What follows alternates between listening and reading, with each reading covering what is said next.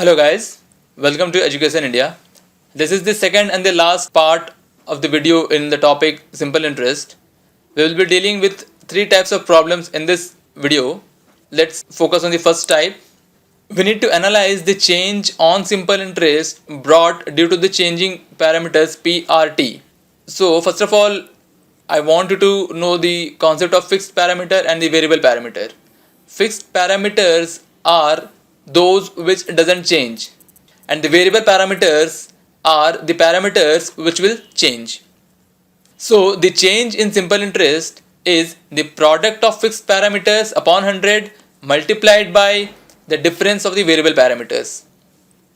Now let's consider that the principal sum borrowed was changed to P2 from P1. So the change occurred in the simple interest is the product of fixed parameters with the difference of the variable parameter.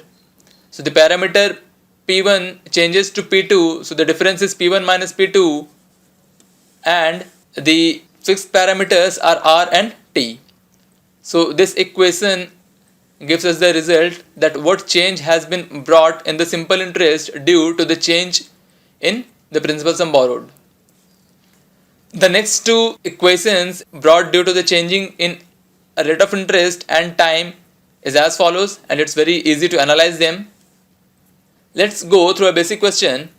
A sum was put at a simple interest at a rate for 4 years.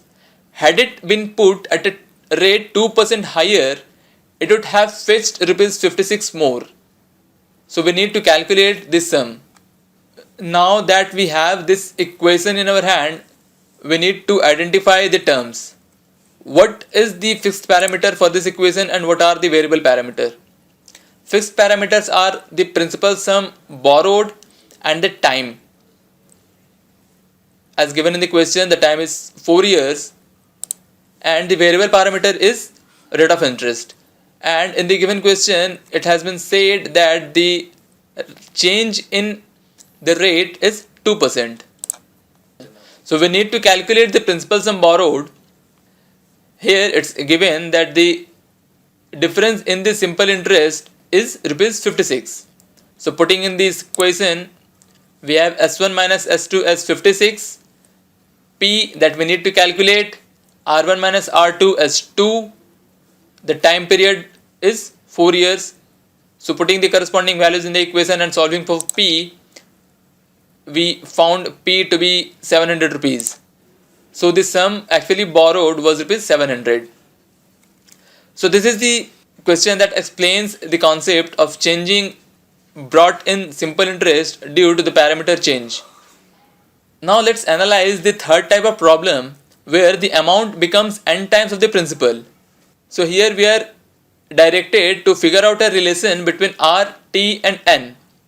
As the amount has become n times of the principal sum borrowed, we just need to put it in the very basic equation, and doing some basic calculation we can land up to a equation R into T equals 100 into n minus 1. Let's go with a very basic question based on this concept. The question says, as a sum of money triple itself in 2 years, we need to calculate the rate percent per annum. Let's go through the solution. We had formula A equals P times 1 plus R into T upon 100. Let's assume that the principal amount borrowed was rupees X. So the amount has been tripled. So A will be 3 times X. As assumed, principal sum is rupees X. The time was 2 years. We need to calculate R. So putting those in equation, 3x equals X times 1 plus R into 2 upon 100. We can calculate R, and that's coming out to be 100%. Now it's very easy to analyze this question also. We once borrowed some money and the money tripled itself. So at the end of 1 year, the money should have doubled. So that clearly means that the rate of interest should be 100%, as this is the only factor which will double the money. So at the end of 1 year, along with the principal, the simple interest will also equal to the principal term. So at the end of 1 year, the amount to be returned will be the principal X and the simple interest X. That comprises 2x. At the end of another year, the simple interest will come out to x. So The total amount to be returned after 2 years will be the principal sum borrowed X, the simple interest for the first year rupees X, and the simple interest for the second year rupees X alone. So the amount will be 3 times X.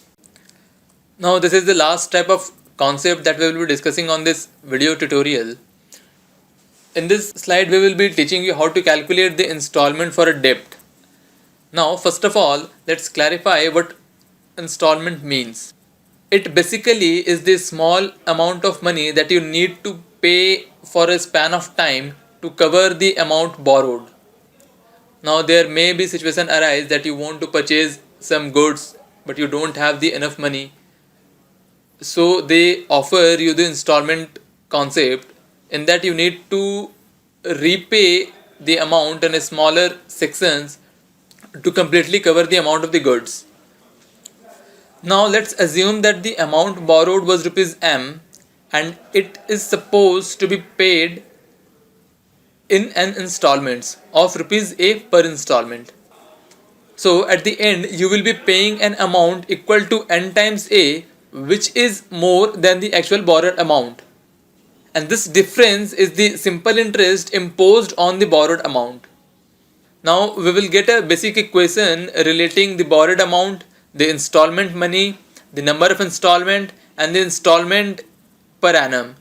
This is the relation that gives you the installment amount, where N denotes the number of installment. If you want to repay your loan in N installment, so the N will be the number of installment. A is the amount paid in each installment, Y denotes the number of installment per annum, and R is the rate of interest per annum. Let's cover a question based on this. What annual installment will discharge a debt of rupees 4200 due in 5 years at 10% simple interest? So we need to calculate the small a, that is the installment amount, for the borrowed amount M of rupees 4200. Now you need to differentiate between N and Y. N is 5 and Y is that because it was annual installment and the installment was due for 5 years. So this means that at the end of each year you will be paying the installment amount. So you paid the amount for 5 years. So that's why N is 5. And you paid the amount once in a year. So that's Y is 1. Because Y was the number of installment in 1 year. So you paid installment at the end of 1 year. So Y is 1. Rate is as 10%. We need to calculate A, putting the values in the equation and solving for A. Doing the simple calculation, you can get the installment amount as rupees 1050 per year. So let's just analyze. If you paid the amount of 1050 for 5 years, you actually paid rupees 5250, which is more than the borrowed amount that was 4200. So the difference you paid was actually the interest imposed on the principal amount borrowed. So this was the end of the second and the last part of the video tutorial on simple interest. Hope you guys liked it. Kindly like, share and subscribe to our channel. Post if you had any query.